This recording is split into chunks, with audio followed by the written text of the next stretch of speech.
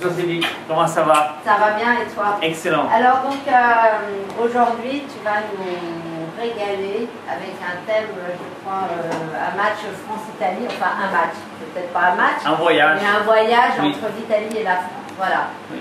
Donc, Les deux pays, je dirais, les plus anciens dans l'histoire du vin, car grâce aux Grecs qui ont d'abord planté de la vigne en Italie, après via les Romains et les Cisterciens, maintenant la vigne existe un petit peu partout dans le bassin méditerranéen, mais c'est quand même la France et l'Italie qui peuvent bénéficier de l'histoire viticole. Alors le jeu, c'est justement de jouer de l'autre côté des Alpes et faire des parallèles avec la dégustation. J'ai choisi deux grands classiques français, un champagne pour l'apéritif, car ça reste, à mon avis, l'apéritif idéal, par la fraîcheur, l'élégance, la subtilité des parfums, et surtout par la fraîcheur, et un jeu de minéralité et acidité, un fin de bouche qu'on retrouve dans la dégustation, qui est très agréable avec des petits amuse-bouches qui vont du salé au gras. Par exemple, ce soir, on a fait une focaccia avec du parmesan, on a fait un coulatelle de la région du sud de l'Italie, de la Basilicata, mais on a aussi du foie gras, on a une petite friture de poisson. On associe le gras et le salé avec le champagne, car le champagne, par la minéralité, s'accompagne bien au salé dans les assiettes, et bien évidemment l'effervescence et la fraîcheur les altèrent le gras. Ensuite, on a fait un Pouligny-Morachet. J'ai choisi une autre grande appellation française, en Bourgogne.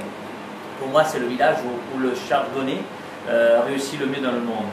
Alors bien évidemment, le grand cru, la colline des Morachers, avec ses seulement 13 hectares, mais le village de Pouligny-Morachet nous offre un vrai panel de diversité aromatique, allant de l'acacia au jasmin, au beurre frais, à la menthe fraîche. On a vraiment une connotation agrumes et fruits blancs comme la poire, la clémentine. Et 2008, un grand millésime que je considère jeune aujourd'hui, mais qui se voit vraiment sous la gourmandise. Un bouche, beaucoup de soyeux, beaucoup de gras. On retrouve un peu de la note lactée, un petit peu le côté crème fraîche.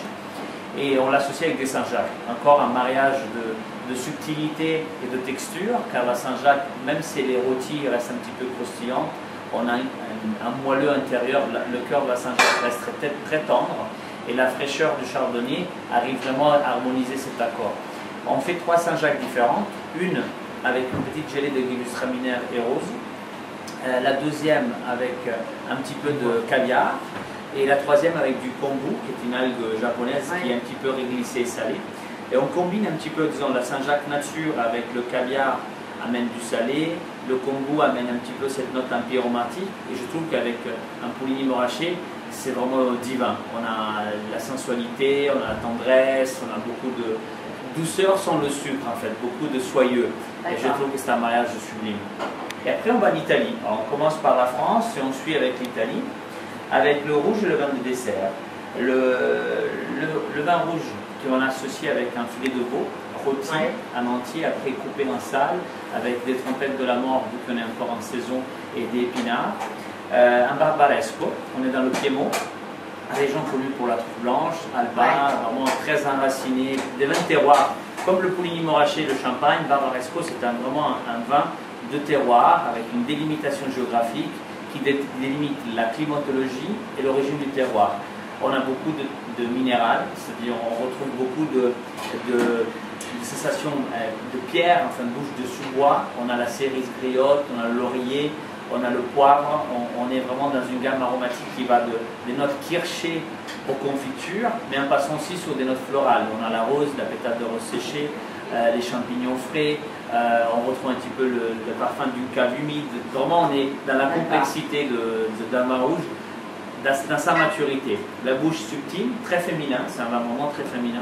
C'est pour ça, avec le veau qui est une viande blanche qui reste très délicate, avec les champignons en support, on reste toujours sous des valeurs de légèreté, de délicatesse et pas de puissance. Malgré le vin a des épaules, du caractère, mais la fin de bouche est légère et accompagnée plutôt par l'aspect aromatique que par la puissance en alcool ou tanin. Et alors, à quelle température tu vas le servir Alors, le barbaresco à 16 degrés, décanté. Oui. Je le prends toujours à une température de cave, donc qui varie entre 14 et 16 degrés. Je le décante une demi-heure, une heure à l'avance. Ça permet de respirer le vin et ça permet gentiment de l'amener à température ambiante.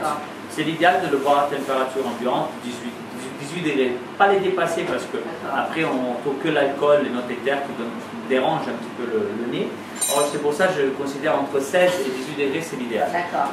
Et après le vin blanc, température d'un frigo, température de maison classique, autour de 8 degrés. Et le champagne, je conseille avant de le servir, on le met dans un frigo classique toute la journée, et avant de le servir, une demi-heure avant, dans le congèle. Ça permet de le faire descendre à 6 degrés, et c'est la température idéale pour la dégustation, parce qu'après dans le verre, on va augmenter jusqu'à 8. Assez frais le champagne, un peu plus frais que le vin blanc. Alors je suis ravie que tu dises ça, parce que j'ai remarqué qu'il y a un peu une tendance, même dans des grands restaurants, à servir le champagne. Moi, je trouve trop chaud. Trop chaud, oui. Alors que moi, j'apprécie le champagne. J'adore le champagne avec des bulles extrêmement fines. Et je trouve qu'on en profite beaucoup plus quand il est très frais. Ouais. Oui, je suis d'accord, surtout pour l'apéritif.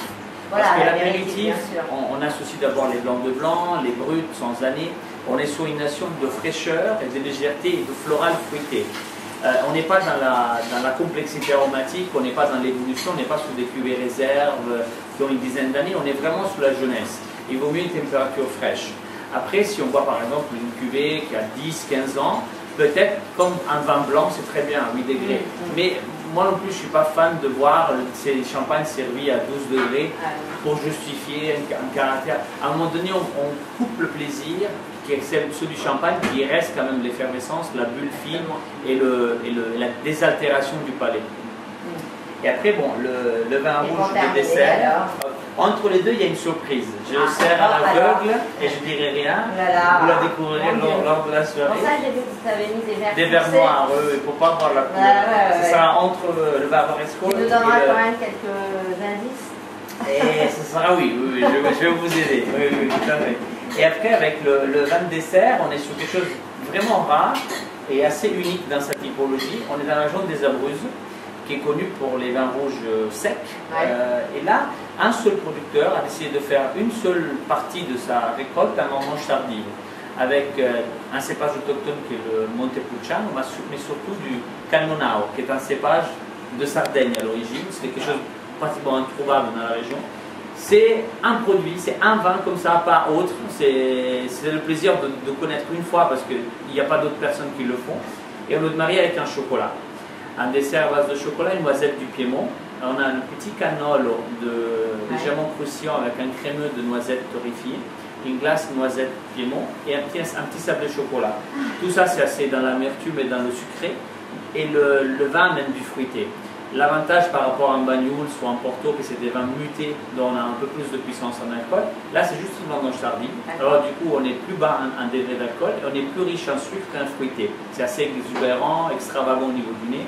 On passe des confitures de myrtille, de mûres, de fruits rouges en général, à des notes un petit peu chocolatées, voire réglissées, qui sont très intéressantes au niveau aromatique. Et en bouche c'est vraiment du velours, c'est vraiment une caresse, c'est très soyeux, c'est une couette, je le considère comme une couette dans laquelle on nous arrose très bien. Avec le temps qu'il fait dehors, ça sera parfait. Et alors, ce vin-là, il n'y a que toi qui en as ou Oui, à Paris c'est sûr, parce que il n'y a pas d'importateur en France, voire même il produit que demi-bouteilles, alors je pense qu'il le fait vraiment, il le partage avec ses copains, les gens qui le connaissent. Et c'est une petite trouvaille, voilà, ça c'est vraiment le vin. Et donc tu dis c'est une Montepulciano. Alors, dans la région des Abruzzes, qui est connue pour le Montepulciano d'Abruzzo, on est dans le centre de l'Italie, côté Adriatique. Et on est sur une région viticole que je pense aujourd'hui est devenue une des grands classiques pour les vins rouges, parce que le cépage, en étant un cépage autochtone sous des terroirs très nobles, on est à des altitudes assez importantes, 400-600 mètres d'altitude, alors un climat qui est frais la nuit, voire même froid, ça fait mûrir les peaux à perfection parce que le jour est chaud et ensoleillé, ça donne du sucre, tout ça, mais la nuit, c'est comme le raisin, s'il rentre dans une chambre froide, il se rendurcit et ce travail de peau entre soleil et froid développe les arômes. Et ça, c'est fantastique pour les vins rouges parce que vous avez une maturité, ce qu'on appelle phélonique, c'est-à-dire des pépins et des peaux, qui est optimale. Vous avez des vins soyeux et souples, pas des tanins astringents, et des vins très parfumés.